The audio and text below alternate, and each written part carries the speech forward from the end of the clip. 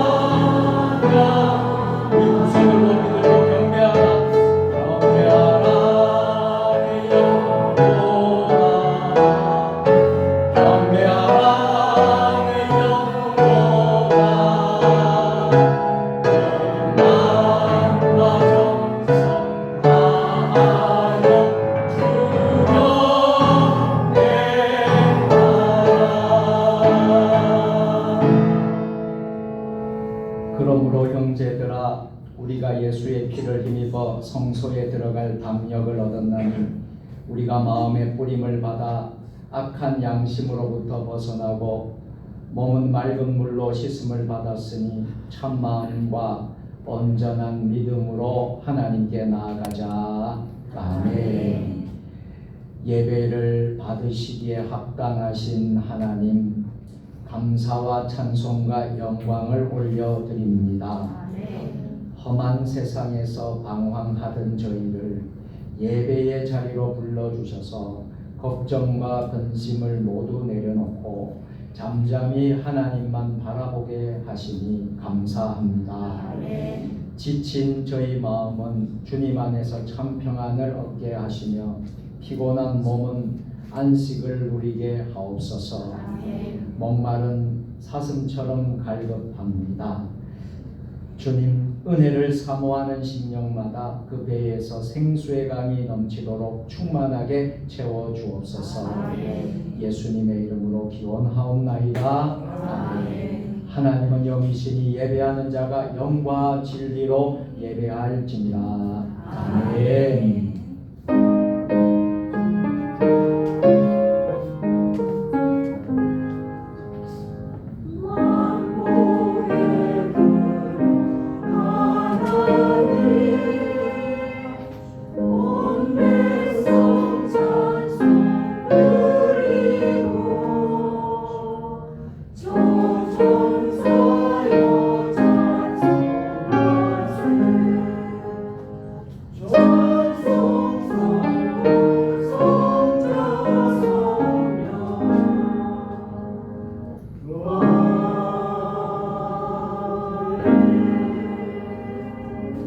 죄인들을 멸시하지 않으시며 참마음으로 회개하는 자를 외면하지 않으시는 하나님, 그 크신 사랑과 자비하심을 의지하여 이 시간 모든 죄를 낱낱이 고백하며 참회하는 기도를 드립니다.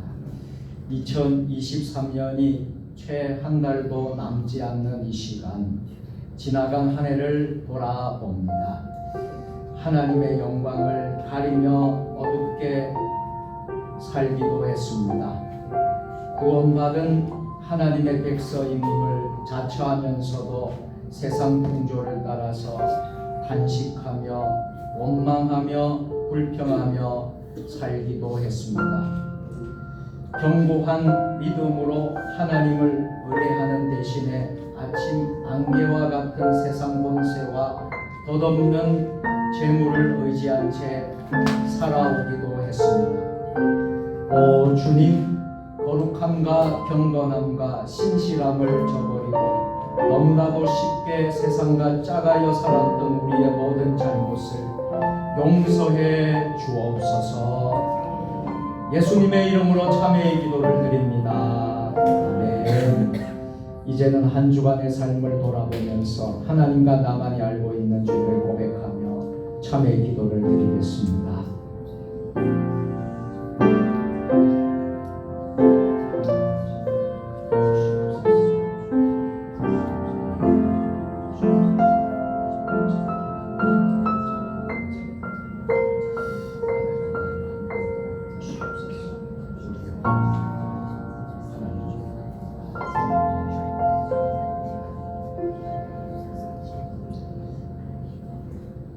허물의 사함을 받고 자신의 죄가 가려진 자는 복이 있도다.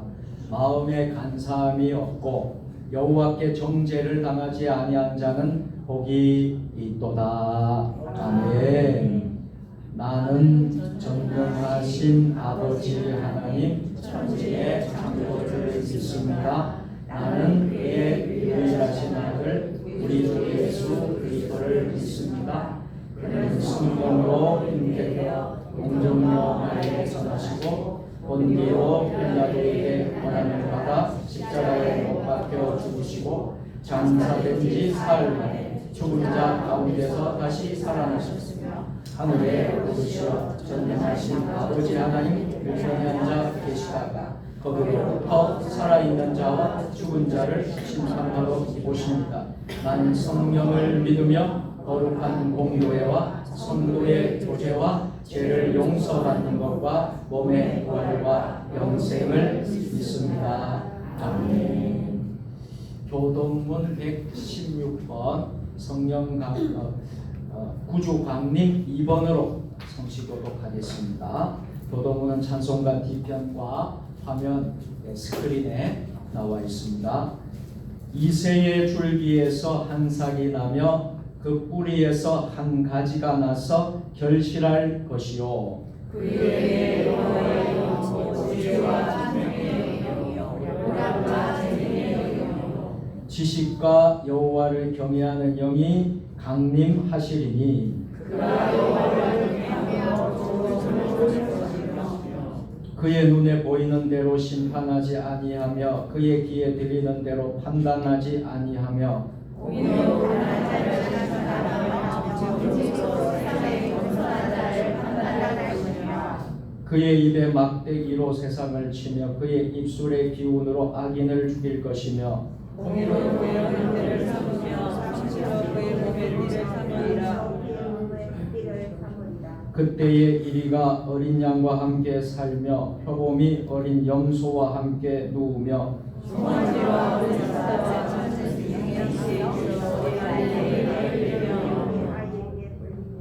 암소와 곰이 함께 먹으며 그것들의 새끼가 함께 엎드리며 사자가 소처럼 풀을 먹을 것이며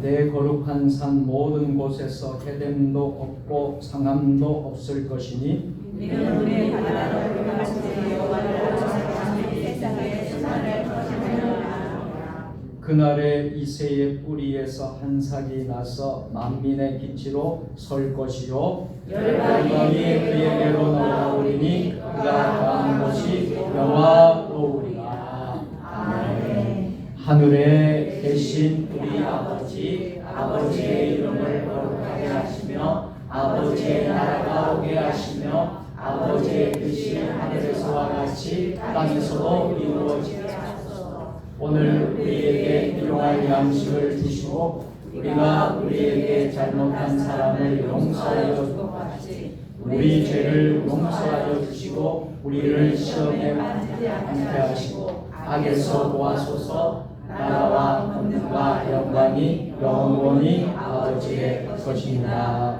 아멘.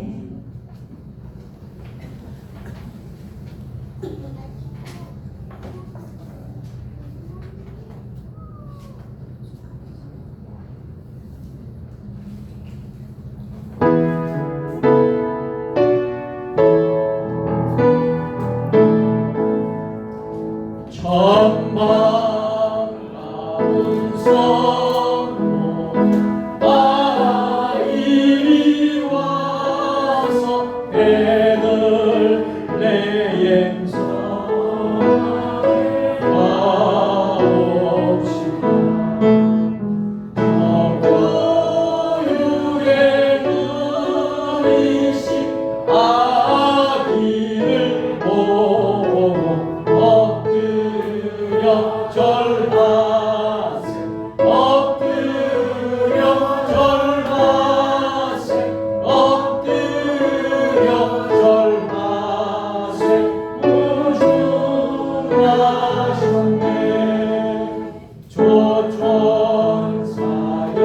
찬송 높이 불러서 이방왕한 천지에 울리라. 하나님 앞에 영광을 돌려 엎드려 절하세. 엎드려 절하세. 엎드려 절하세. 구주하셨네. 이 세상을 주께서 탄생할 때에 참신과 참사람이 되시려고 저 공정 영광에서 다시 오으니 엎드려 절하세. 엎드려 절하세. 엎드려 절하세. 구주하셨네. 여호와의 말씀 육신을 입어 날 구원할 구주가 되셨도다. 불감사한 찬송 주 앞에 들어 엎드려 절하세. 엎드려 절하세. 엎드려 절하세. 구주하셨네.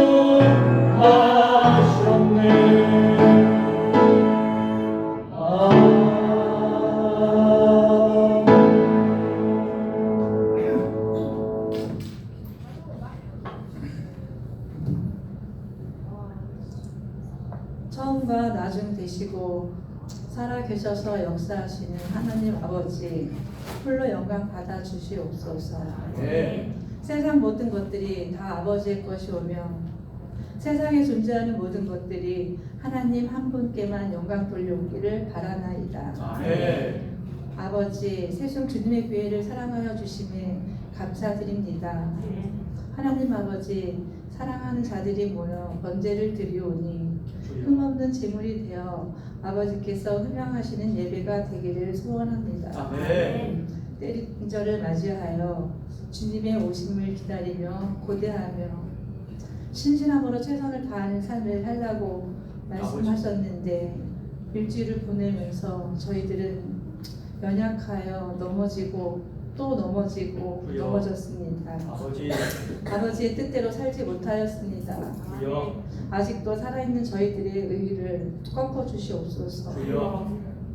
주님의 오심을 환영하며 다시 오실 주님을 바라보며 아버지. 노아의 때를 기억하고 교훈 삼아 실수를 반복하지 않기를 구하오며 불현들 찾아오실 그때를 바라보며 신실한 기다림으로 깨어 기다리는 삶을 살아갈 수 있도록 도와주시옵소서. 아멘. 성령의 도우심 없이는 한순간도 살아낼 수 없는 불쌍한 자들이오니 주의 자비롭고 은혜로우심의 손길을 베풀어 주시옵소서. 아멘. 종말론적 신앙으로 믿음의 눈을 뜨게 하시고 우리의 일상생활이 주님의 오심을 준비하는 삶을 살 수 있도록 도와주시옵소서. 아멘. 열처녀 비유에서 등과 기름을 준비한 처녀편에 속하게 도와주시옵고 이 시간 말씀을 대언하시는 주의 사자를 늘 성령님께서 인도하여 주시옵고 강건케 하여 주시옵소서. 아멘. 말씀을 받는 성도들 신실한 믿음 주시옵고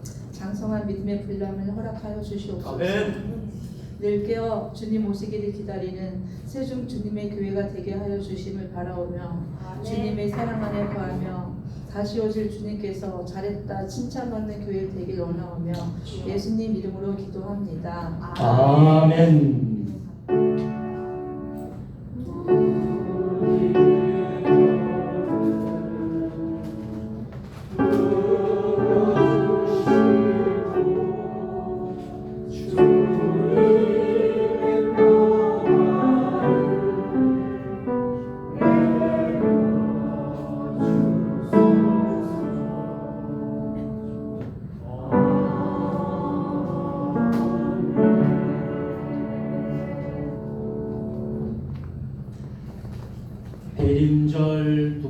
주일에 하나님 우리 세종 주님의 교회와 우리 모두에게 주시는 말씀은 마가복음 1장 1절부터 8절까지의 말씀입니다.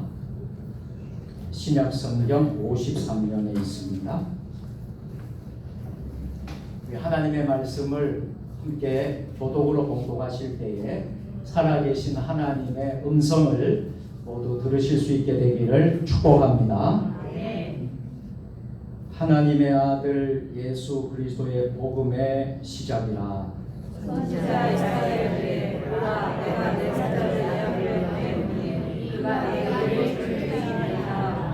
광야에 외치는 자의 소리가 있어 이르되 너희는 주의 길을 준비하라. 그의 오실 길을 곱게 하라. 기록된 것과 같이.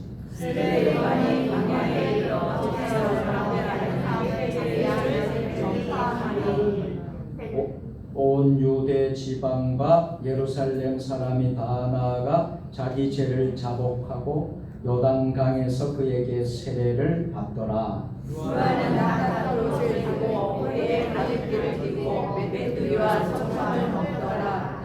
그가 전파하여 이르되 나보다 능력 많으신 이가 내 뒤에 오시나니 나는 굽혀 그의 신발끈을 풀기도 감당하지 못하겠노라. 나는 너희에게 물로 세례를 베풀거니와 그는 너희에게 성령으로 세례를 베푸시리라. 아멘.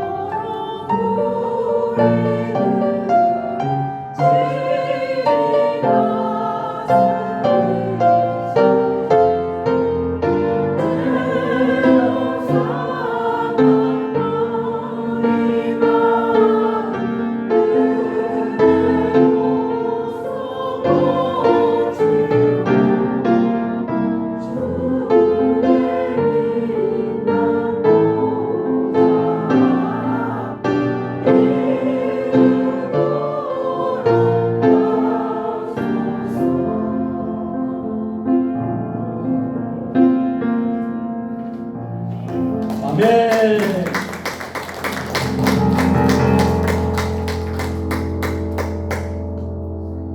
성경을 높이 드시고 우리의 믿음을 고백하겠습니다.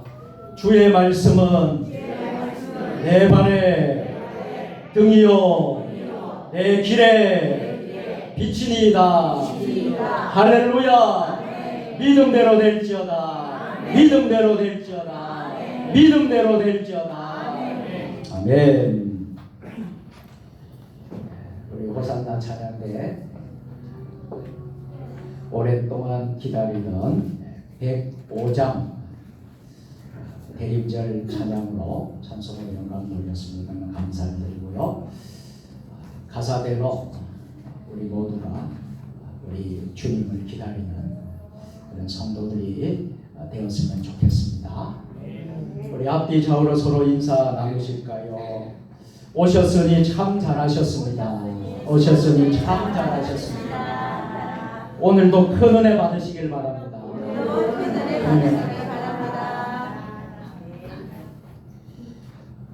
오늘은 교회력의 첫 시작인 대림절 두 번째 주일을 맞이했습니다. 계속되는 대림절 기간을 통해서 하나님의 임재를 경험하시고 다시 오실 예수 그리스도를 경건하게 대망하는 은혜가 있게 되기를 주님의 이름으로 축복합니다.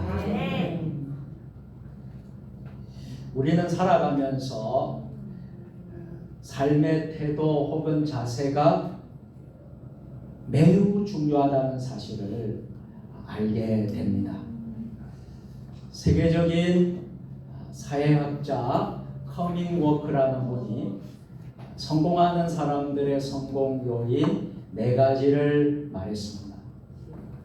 첫째는 지능이 있어야 되고, 둘째는 지식이 있어야 되고, 셋째는 기술이 있어야 되고, 넷째는 태도가 있어야 합니다. 이 중에서도 가장 중요한 것이 있는데 그것은 4번째 태도라고 했습니다. 93%를 차지하는 긍정적인 태도가 인생을 성공하게 만들었다 하는 것입니다.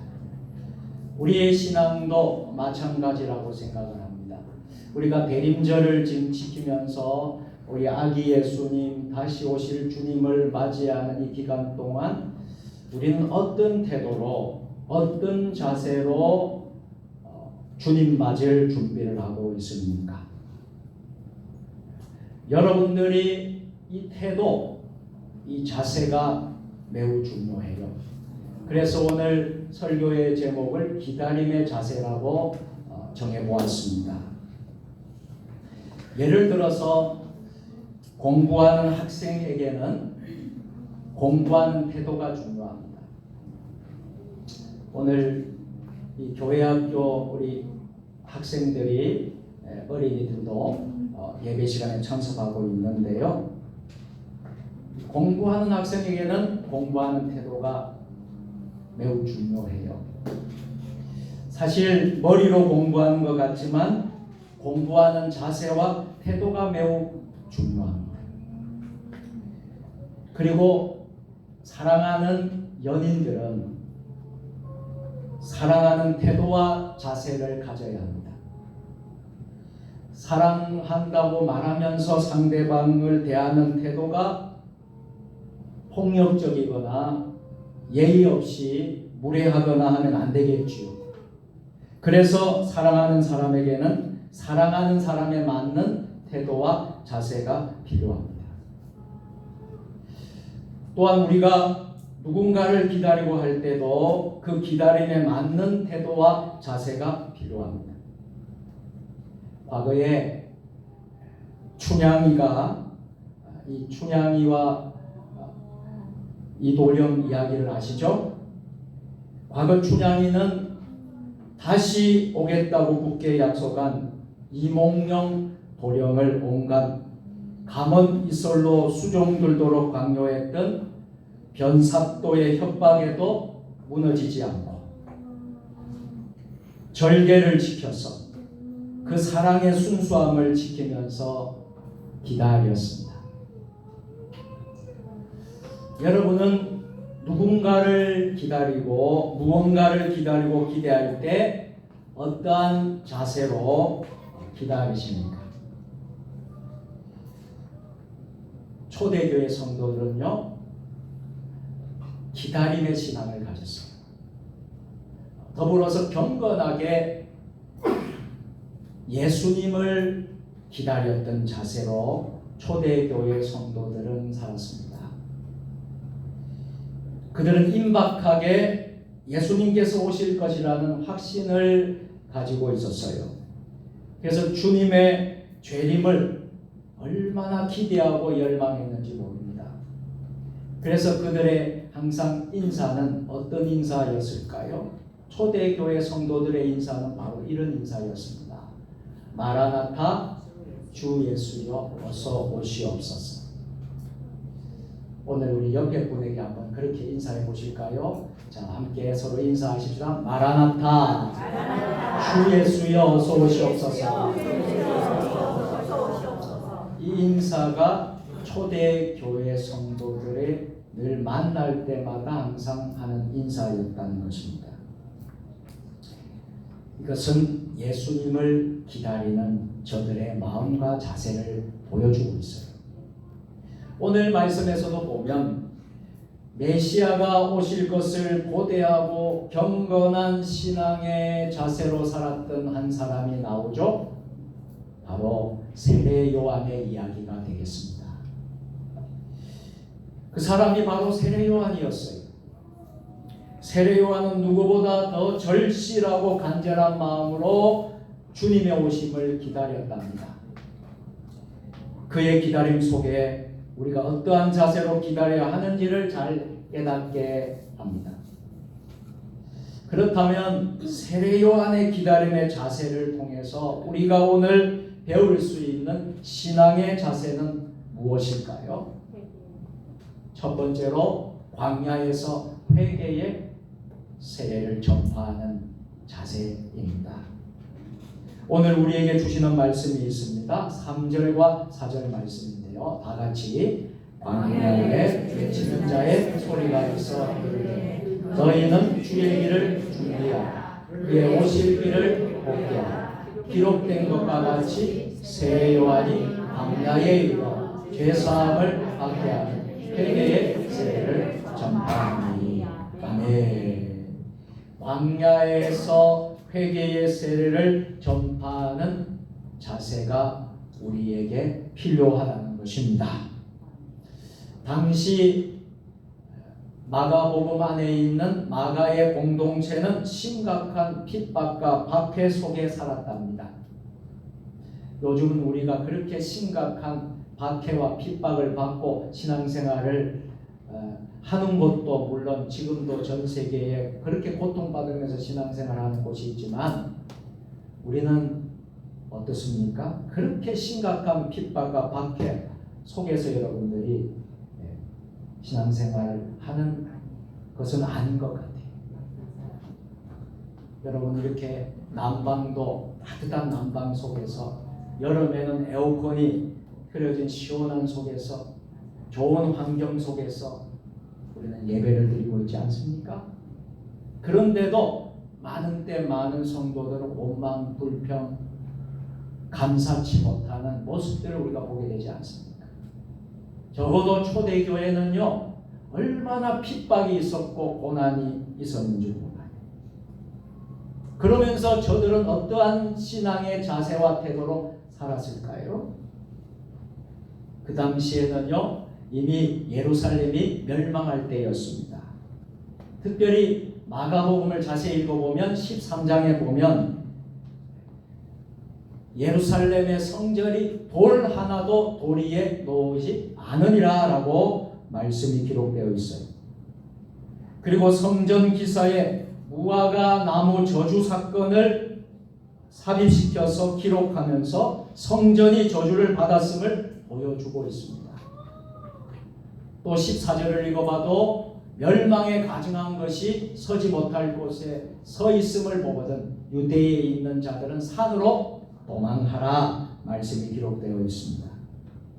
이러한 기록들을 볼 때에 마가복음서를 기록할 당시 성전은 이미 이방인의 침입으로부터 황폐했음을 잘 알 수 있습니다. 마가복음 13장 9절로 13절은 특히 그 당시에 있었던 공동체가 아주 심한 박해에 있었다라는 것을 보여주고 있어요. 9절 말씀을 보면 사람들이 너희를 공회에 넘겨주겠고 너희를 회당에서 매질하겠으며 나를 인하여 너희가 관장들과 임금들 앞에 서리니 이는 저희에게 증거가 되려 함이라. 아멘. 여기서 이 공회라는 말과 회당이라는 말은 이 공동체가 유대교의 관할 안에 있었다라는 것을 보여주고 있습니다. 그리고 임금들과 마가 공동체가 박해 아래에 있었다라는 것을 마가복음에서 잘 보여주고 있습니다. 이 관장들은요 누구입니까? 관장들은요 로마의 관할 아래 있었던 사람들을 말하고 있습니다. 즉 교회는 유대교와 로마 정부로부터 양쪽에서 심각한 박해를 받고 있었음을 잘 보여주고 있습니다. 씨 뿌리는 자의 비유 해석에서도 사단이 출현할 것이라고 4장 15절 또 4장 17절은 환난이나 핍박이 일어날 것이다 라고 했고 4장 19절은 세상의 염려에 대한 기록이 나오고 있습니다. 그리고 마가복음 8장 34절에 보면 자기를 부인하고 자기 십자가를 지어야 할 것이라고 말씀하고 있고요. 8장 35절에 보면 예수와 복음을 인하여 자기 목숨을 잃어야 할 위험을 전제하고 있다라고 말하고 있습니다. 그리고 10장 29절에서는 예수와 복음을 위하여 때로는 집도 때로는 형제도 자매도 어미와 아비와 자식과 전토도 버릴 수가 있어야 한다라고 말하고 있습니다.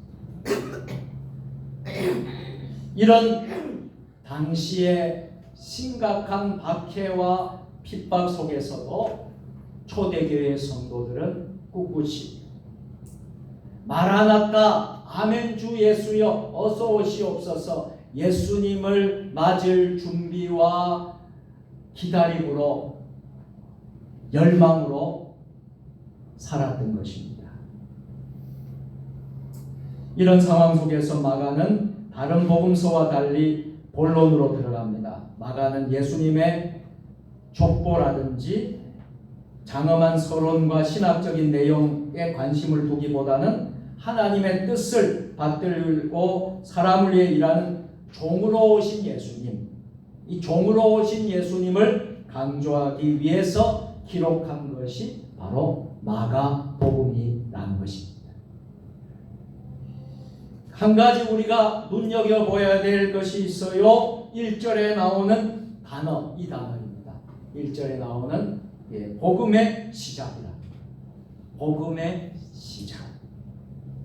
이 시작은 무슨 말이냐 하면 인간의 구원을 위한 재창조의 시작임을 보여주고 있습니다. 다시 말해서 우리가 잘 아는 창세기 1장 1절에 태초에 하나님이 천지를 창조하시느라 여기에 말하는 이 태초는 무엇을 말합니까? 세상의 창조를 의미하고 있는 반면에 오늘 이 말씀 복음의 시작이라는 말씀은 무슨 말씀일까요? 예수님을 통해서 인간의 구원 역사가 새롭게 시작되었다. 할렐루야. 이것을 선언하는 것입니다.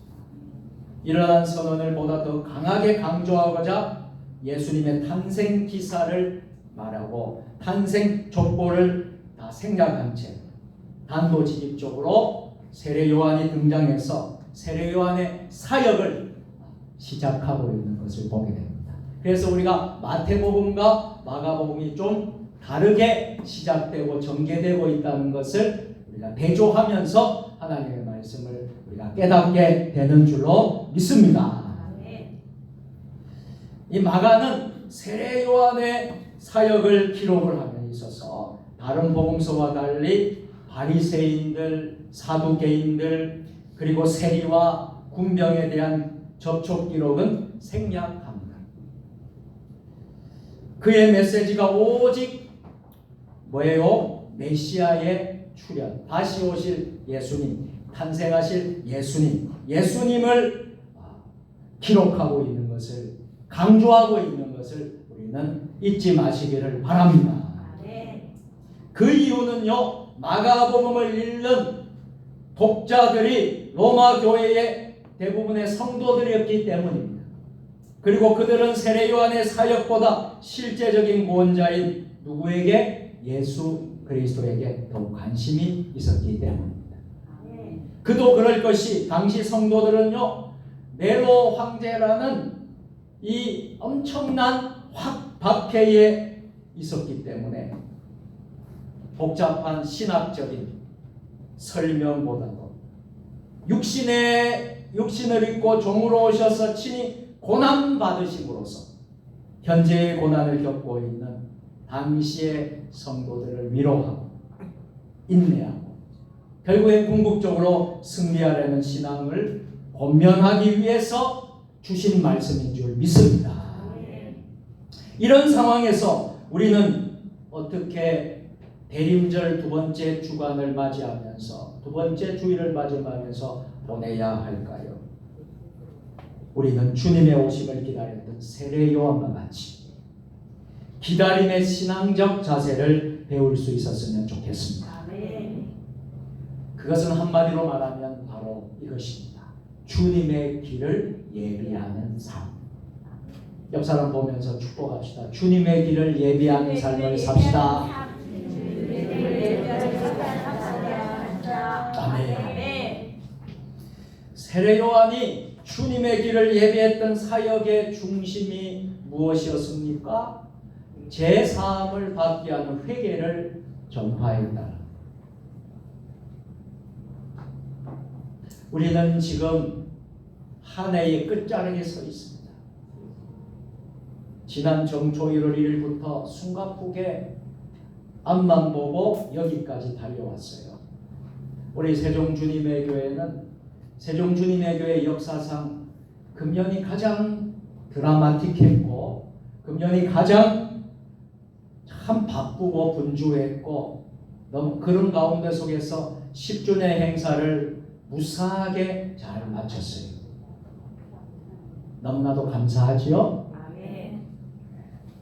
참 우리가 이렇게 돌아볼 시간이 되었는데 우리에게 필요한 것은 먼저 회개에 합당한 열매를 맺어야 합니다.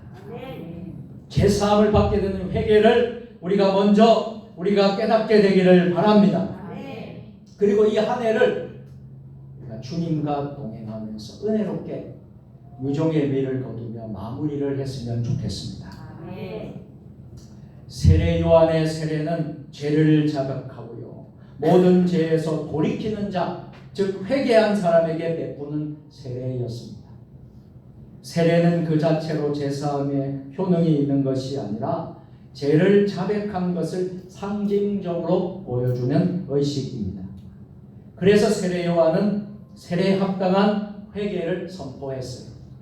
그 메시지가 제사함을 받는 회개의 세례였습니다. 여러분, 회개란 자신의 잘못과 죄악을 인정하는 것, 인정하면서 하나님으로부터 멀어진 삶에서 돌아가는 것. 누구에게로 돌아가는 것? 하나님께로 돌아가는 것이 바로 회개라는 것입니다.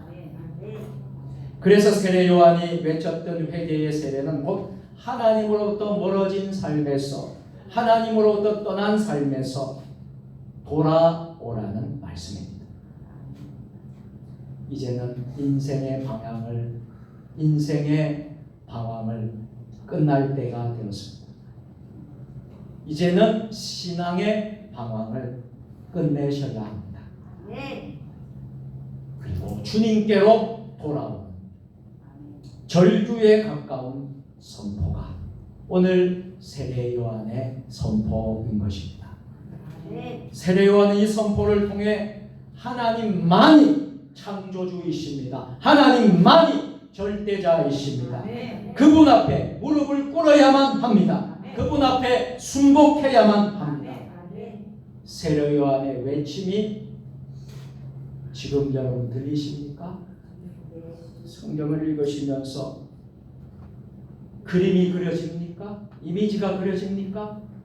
이게 그려지지 않는다 그러면 우리의 영혼이 우리가 회개로 합당한 열매를 맺어야 될 줄로 믿습니다. 그동안 하나님 없이 살아온 자신들의 삶을 뉘우쳐야 합니다. 하나님께로 다시 멀어졌던 그 삶을 돌아와서 바로 회개의 세례를 우리는 모두 받아야 될 줄로 믿습니다. 주님을 경건하게 기다리는 자세는 제사함을 받는 회개의 세례를 선포하는 것입니다. 죄에서 돌이키고 돌아오라는 회개의 메시지입니다. 두 번째로 악에 대한 거부하는 삶의 방식입니다. 오늘 우리에게 주시는 말씀이 있습니다. 6절의 말씀입니다. 다 같이 요한은 악한 옷을 입고 허리에 가죽띠를 끼고 메뚜기와 석청을 먹더라. 아멘. 여기 요한은 누구를 말하죠? 세례 요한을 말합니다.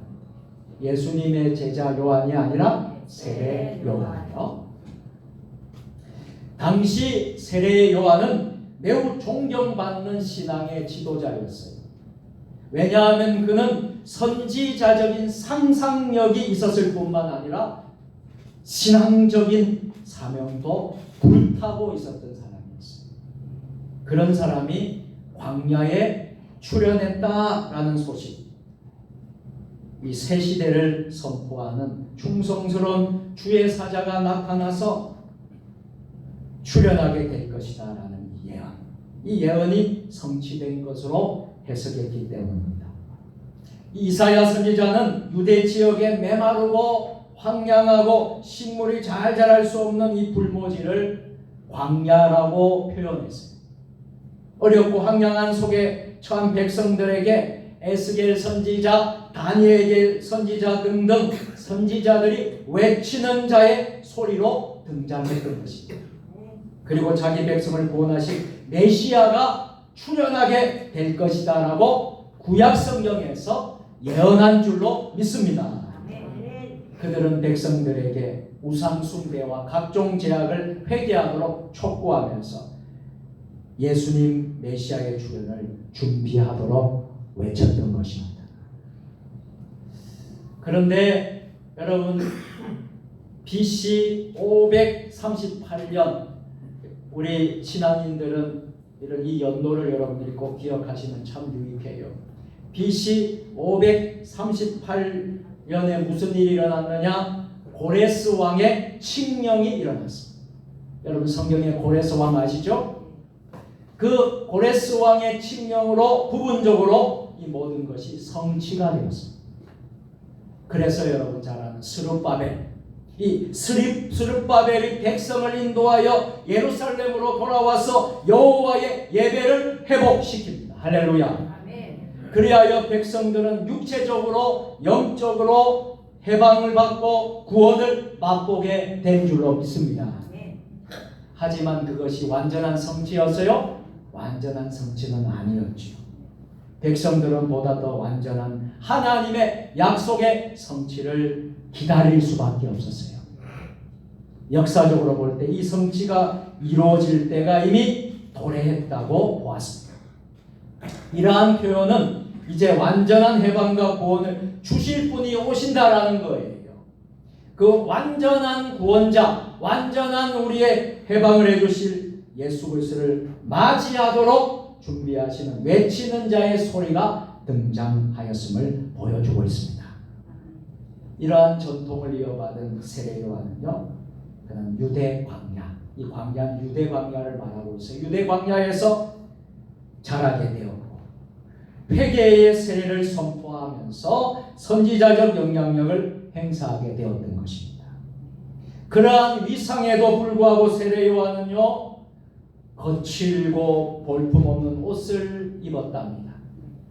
어떤 권위와 어떤 위상이 전혀 보이지 않는 남루한 차림이었습니다. 또한 그가 먹었던 음식은요, 화려함보다도 그저 가난한 사람들이 허기를 좀 달래기 위해서 먹어야 했던 그야말로 하위층이 먹는 그런 음식을 먹었답니다. 매우 검소하고 또 율법적으로는 정결한 음식이었어요. 그래서 마가는 세례 요한을 이렇게 표현합니다. 낙타털 옷을 입고 허리에 가죽띠를 띠고 메뚜기와 석청을 먹더라. 마가복음을 기록한 마가가 소개한 세례 요한의 삶의 방식은 어떠했습니까? 화려한 것을 말하지 않았습니다. 화려한 왕궁 문화가 아니었습니다. 호화로운 소화 문화도 소비 문화도 아니었습니다. 어쩜 그러한 삶의 방식을 받아들이지 않는 이 거부하는 삶의 방식이었는지 모르겠습니다. 권위와 권세가 있는 왕궁 문화를 거부하고 소비를 조장하는 식욕을 탐하게 하는 문화를 다 거부하는 삶의 방식이었습니다. 마가는 세례요한의 삶의 방식을 모사하면서 그러한 삶의 방식은 편안한 삶, 안정된 거주지, 입을 즐겁게 하는 식탁을 누리는 삶을 거부하는 삶의 태도였어요. 척박하고 메마른 광야 생활이었습니다.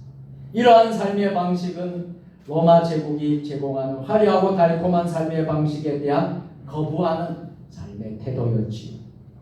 세례 요한은 급진적인 방식으로 예수님을 통해 임하신 하나님의 나라를 긴박하게 전하고자 했습니다. 그래서 모든 사람이 따르고 당연하고 추구하며 사는 삶의 방식을 다 거부하고 복음의 메시지를 준비하는 삶의 태도를 취하게 된 줄로 믿습니다. 사랑하는 여러분, 우리는 과연 어떠합니까? 그런 문화를 거부하고 광야 문화를 취할 수 있겠습니까? 세례 요한은 중심의 문화, 권위의 문화, 화려한 왕궁 문화, 소비의 문화를 거부하고 오히려 광야 문화 속에서 거해할 하나님의 나라를 선포했습니다. 그의 손가락은요, 항상 우리에게 진정한 구원을 주실 분은 오직 예수 그리스도뿐입니다. 그의 손가락은 예수 그리스도에 맞추어져 있었습니다. 그의 모든 삶의 방식은 오직 주님 오심을 기다리는 것에 맞추어져 있습니다. 이것이 바로 주님을 기다리는 성도의 자세입니다. 마지막 세 번째로 성령 세례를 예고하는 삶의 자세였습니다. 오늘 우리에게 주시는 말씀이 있습니다. 8절의 말씀입니다. 다 같이 나는 너희에게 물로 세례를 베푸거니와 그는 세례에서 세례를 베푸리라. 아멘.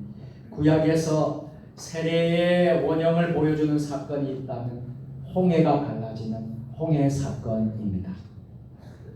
이 사건은요, 애굽의 430년 동안 통치 아래 압제 아래 있었던 이스라엘 백성들이 애굽의 노예 생활을 다 청산하고 하나님의 백성으로서 새로운 삶을 사는 첫 출발점이 되었던 것입니다. 이 사건은 구원의 은총입니다. 새로운 삶을 여는 귀중한 사건입니다. 또한 세례가 주는 의미는요, 할례에서도 우리가 찾아볼 수 있어요. 할례가 무엇입니까? 죄를 자백하고 회개했다는 표시로 할례를 하는 겁니다. 그래서 레위기 26장을 보면 할례에 대해서 잘 설명하고 있어요. 로마서 4장에도 할례에 대해서 설명하고 있어요.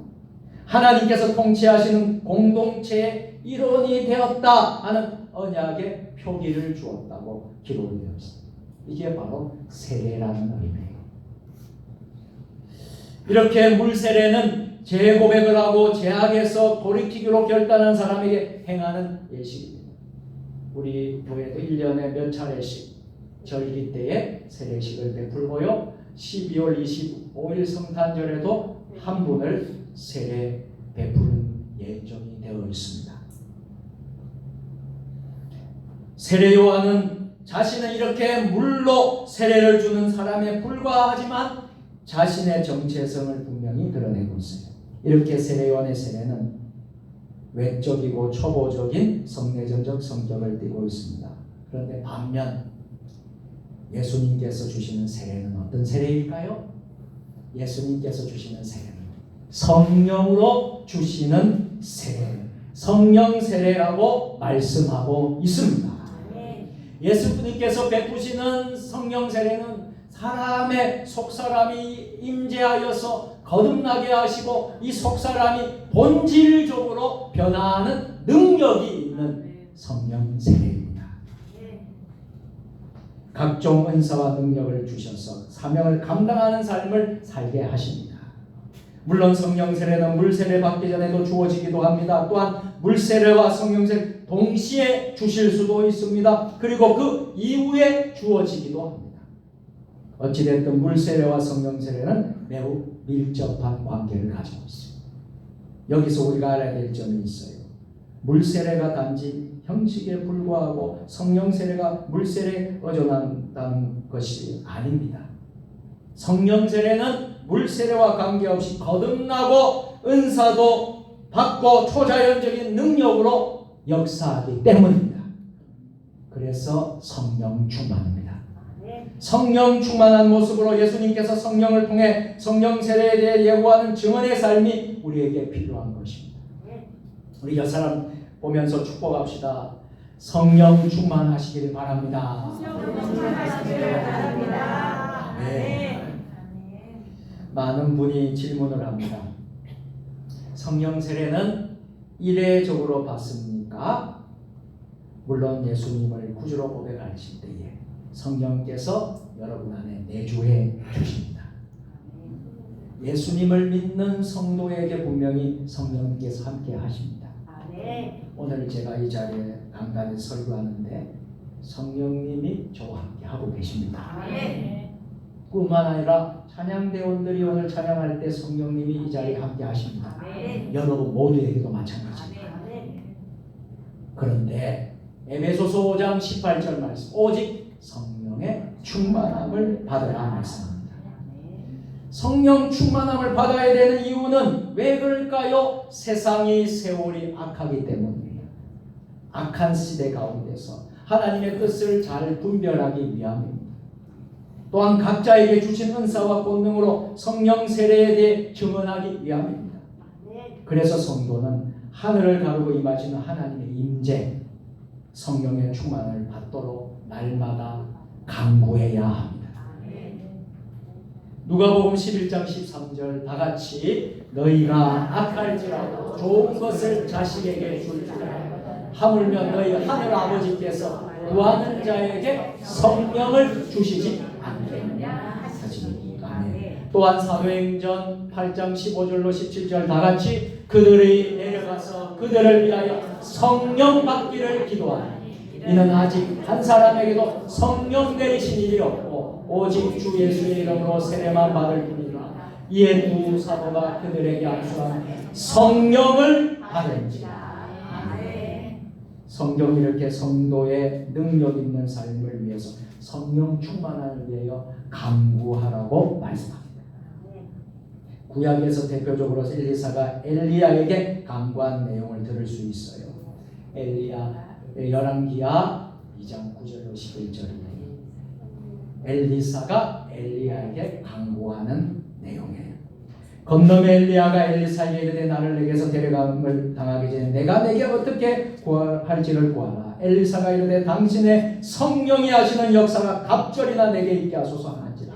이르되 내가 어려운 일을 구하는도다. 그러나 나를 내게서 데려가시는 것을 내가 보면 그 일이 내게 이루어지마. 그렇지 아니하면 이루어지지 아니하리라 하고. 여러분 꼭 기억하십시오. 성도가 성령의 기름을 받고 충만하게 되면요 예수님처럼 능력 있는 삶을 살 수 있습니다.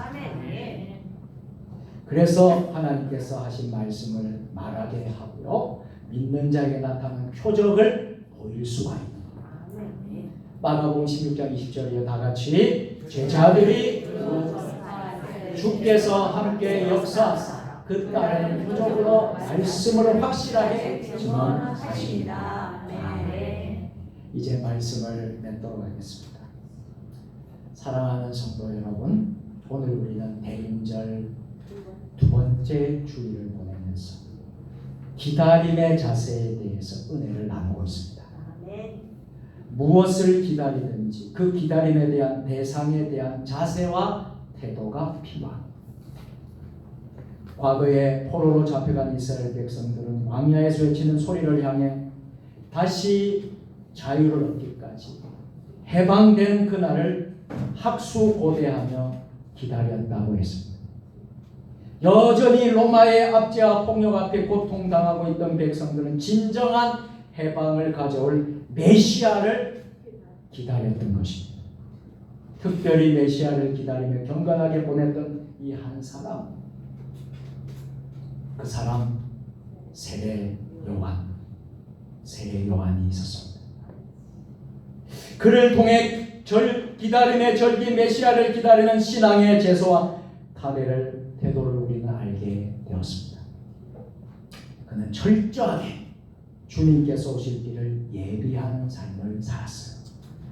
그러면서 철저하게 자신에게 주어진 사명, 물로 세례를 베풀면서 회개에 합당한 세례를 받으라고 선포했어요. 또한 그는 세속 문화의 방식대로 세상에 세속화된 군중의 문화, 소비하는 문화를 다 거부하는 방식을 택했습니다. 기존의 문화에 저항하는 삶의 방식을 선택했습니다. 그리고 그는 철저하게 자신이 아니라 자신이 드러나고 자신이 높아지고 자신이 인기를 대변하는 그런 삶이 아니라 오실 예수님, 메시아에 초점을 맞추었습니다. 그는 자신이 주는 물세례가 아니라 성령 세례를 주실 메시아에 대해서 예고했습니다. 이렇게 주님을 경건하게 기다리는 아기 예수를 기다리는 성도는 하늘을 가르는 불같이 임하는 성령 세례를 예고하고 전하는 세례 요한처럼 살아야 될 줄로 믿습니다.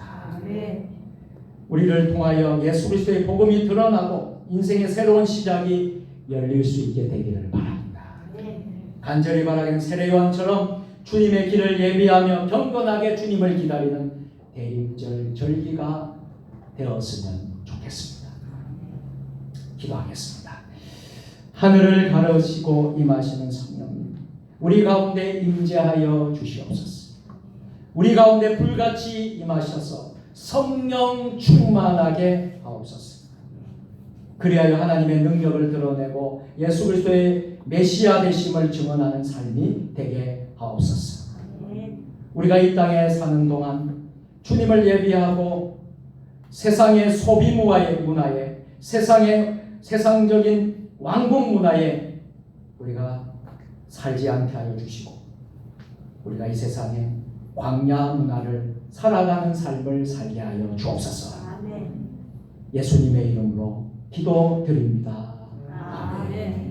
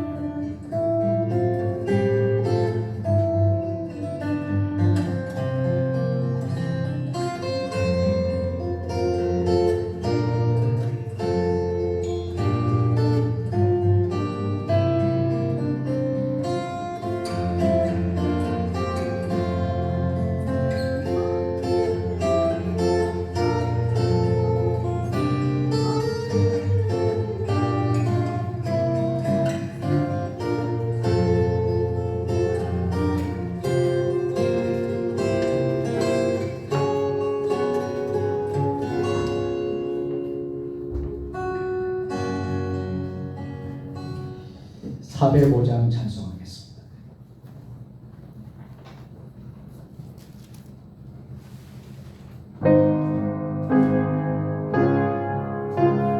박수 치면서 주의 친절한 딸의 안기세 우리만이 평안하리니 항상 기쁘고 복이 되네 영원하신 딸의 안기세 주의 발에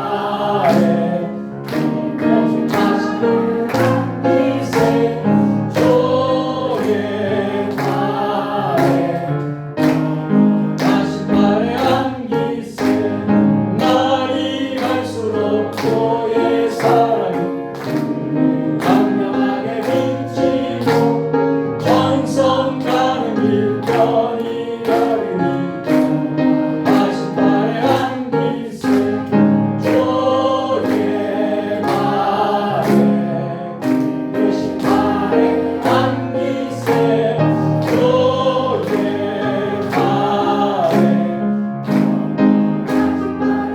주의 보좌로 나아갈 때 주의 보좌로 나아갈 때에 기뻐 장구 소리 겁과 두려움 없어지니 겁과 두려움 없어지니 영원하신 발에 안기세 주의 발에 주의 발에 대신 발에 안기세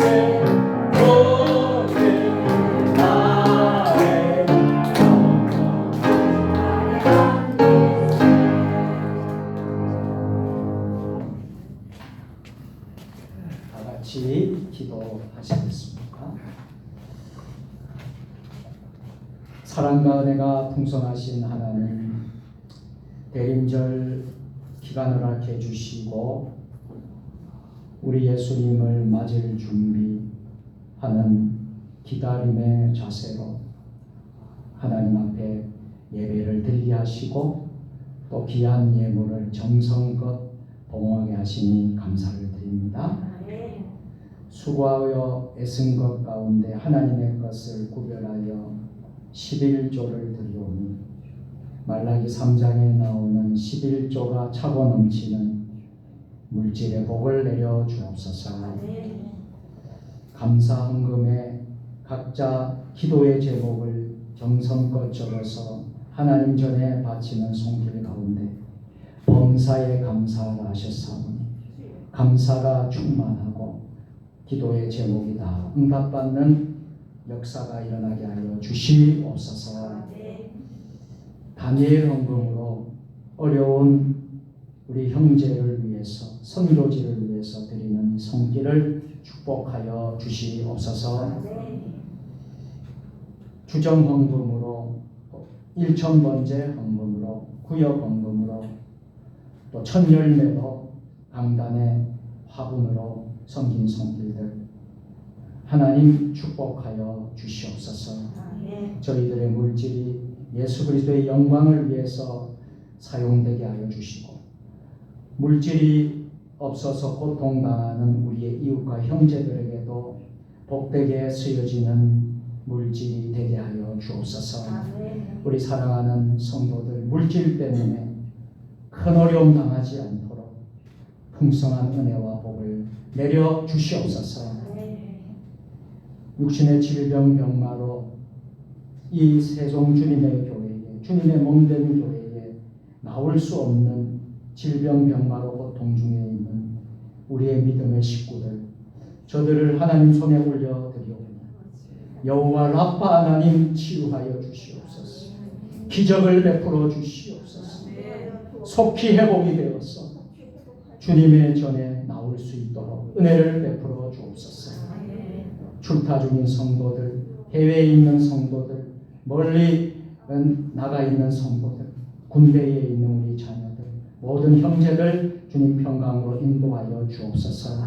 예배에 남은 모든 순서도 우리 주님께 의탁드리오며 우리 구주 예수님의 이름으로 봉헌 기도드리옵나이다. 아멘.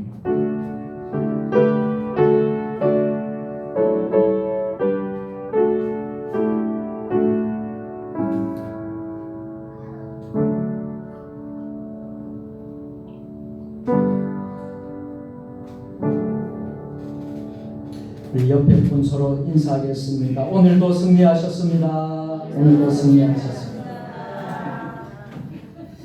오늘 우리 세종 주님의 교회에 방문 예배를 드리신 귀한 분들이 계십니다. 소개하고 인사하는 시간을 갖도록 하겠습니다. 이만수 안수 집사님, 박혜경 권사님 어디 계십니까? 그 자리 잠깐 일어서 주시면 좋겠습니다. 우리 이정석 안수 집사님께서 잠깐 서 계신 이정석 안수 집사님께서 이렇게 함께 이렇게 소개해 주시고 또 우리 교회 오늘 주일 예배를 드리게 되셨습니다. 우리 엘조이 선교단 전임 단장으로 섬겼고요. 한국 영상대 유아교육과 전 교수님으로 이렇게 섬기신 분이십니다. 우리 이만수 안수 집사님, 박혜경 권사님, 우리 교회 주일 예배에 참석하셨습니다. 박수로 배우십니다. 예배 마치고 점심도 같이 나누시고 이렇게 교제하시고 돌아가시길 바랍니다. 여러분 주보 화면 보시고요. 이 순서 주보를 보시면 되겠습니다. 12월달 목회 일정들 여러분 꼼꼼히 읽어주시고요. 여러분 기도 많이 해주시기를 부탁을 드리겠습니다. 금년도에는 우리 세종 주님의 10주년의 해를 맞이해서 10주년 행사들을 우리가 11월달까지 모두 잘 마쳤습니다. 여러분들 너무나 애쓰셨고요. 우리 장로님들, 권사님들, 집사님들 모두 여러분 수고 많이 하셨습니다. 우리 모든 영광을 하나님께 박수로 올려드리겠습니다. 우리 예배의 승리자가 되기를 바라고요. 또 전도하는 일에도 좀 힘써 주시기를 부탁을 드리겠습니다. 오늘은 대림절 둘째 주일로 제기되고 있습니다. 교회 달력이 나왔습니다. 지난주에도 저희 말씀드렸습니다. 교회 달력 잘 이렇게 제작이 됐습니다. 이게 QR 표도가 있어가지고요. 여러분 요즘 스마트폰들 다 있잖아요. 스마트폰으로 사진 부분을 이렇게 대면 이게 딱 나옵니다. 그래서 여러분 들어가면 소알 사회 지역에 대해서 설명을 들을 수 있어요. 특별하게 여러분 제작이 됐습니다. 그래서 유용하게 사용하셨으면 좋겠습니다. 그래서 달력 필요하신 분들 여러분 가져가시고 또 꼭 필요하신 분들 더 가져가시면 되고요. 그렇게 하시면 되겠습니다. 오늘 예산 달력 제가 말도 지금 예산 당회가 오늘 장로님들 있습니다. 기억해 주시고요. 내년도 살림 2024년 예산을 세우는 당회를 하도록 하겠습니다. 그리고 남선교회 여전도의 정기총회가 다음 주일날 있어요. 그래서 우리 회장님들은 잘 준비해 주시고요. 다음 주일날 남선교회 여전도에 정기총회가 있으니까 우리 원래 겸해서 여러분들이 같이 들어주시고 새로운 임원들을 선출을 할 수 있으면 하시고요. 아니면 연임이 되면 연임 그대로 하셔서 우리 교회에 여러분들이 알려주시면 되겠습니다. 우리 교회가 속한 평양로의 중부시찰 대전지역 목사회에서 정기총회를 합니다. 이번에 정기총회 장소가 우리 세종 주님의 교회에서 하게 됩니다. 12월 14일 목요일 오전 11시인데요. 봉사해 주실 분들이 필요합니다. 그래서 그날 시간 되시는 분들 이제 오전에 11시 시작하니까 9시나 10시 그쯤 오셔서 우리 목사님들 많이 좀 섬겨줄 수 있었으면 감사하겠습니다. 시간 되시는 분들 오셔서 섬겨주시면 감사하겠습니다. 전인 치료를 저희 교회에서 이제 지난 2주 전부터 이제 시작을 하게 됐는데요. 김마울 목사님이 오셔서 점심 식사 후에 그리고 또 찬양 예배 후에 몸이 여러 가지로 불편하신 분들을 위해서 전인 치료 기도와 함께 또 목사님이 이런 치료하는 자격증을 국가 자격증을 가지고 있습니다. 그래서 지금 조치원에서 지금 상가에서 하고 있습니다. 그래서 우리 목사님이 우리 세종주님의 교회에 섬기시고 오시고 계시는데요. 오늘도 여러분들 아픈 분들 잘 치료를 받으시면 좋겠습니다. 세례를 받으시는 분들 세례 교육 또 참석해 주시길 부탁을 드리겠습니다. 다니엘 헌금은 오늘까지 이제 마감을 하겠습니다. 그 다니엘 헌금은 우리 많은 아픈 분들이 좀 여러분들이 계시잖아요, 그죠? 여러분들이 계시는데 다 도와드려야지 마땅한데 이번에는 이제 백혈병으로 투병 중인 최종숙 권사님을 정했습니다. 그래서 우리가 모여진 헌금을 최종숙 권사님 순천향병원 천안에 계시는데 거기 전달하고요. 또 인도 선교지가 지금 많이 힘들다고 합니다. 그래서 인도 선교지에 장병욱 선교사님께 보내도록 그렇게 하겠습니다. 기도해 주시고 참여해 주신 분들께 감사를 드립니다. 나머지 광고는 여러분 주보 여러분 잘 보시고 여러분 협조해 주시면 되겠습니다. 자, 모두 일어서셔서 별단에 찬양하겠습니다.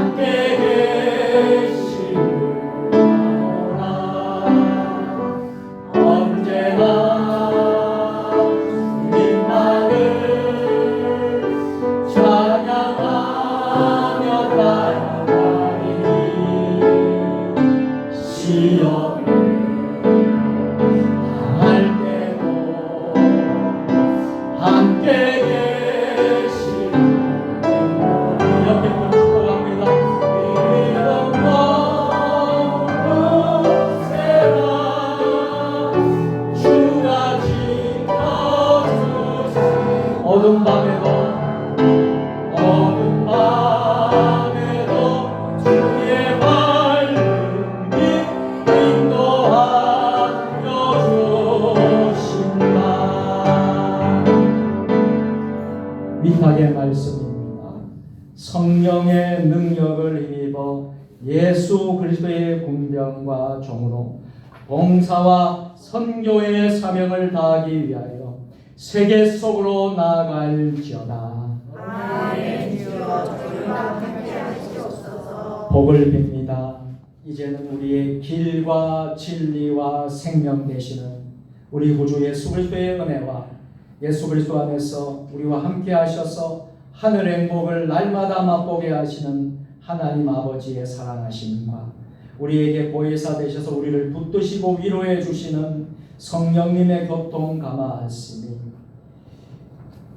대림절 두 번째 주일을 지키며 기다림의 자세라는 말씀을 받고 아기 예수님을 기다리고 다시 오실 주님을 기다리는 세례 요한과 같은 사명을 감당하기를 결단하며 나아가는 사랑하는 주의 자녀들 머리 위에 주신 가정과 주신 일터와 직장과 우리 세종 주님의 교회 위에 우리 한국 교회 위에 이 나라 민족 역사 위에 세계 열방 모든 선교사님들 위해 이제와 영원히 함께 하시옵기를 축원하옵나이다. 아멘.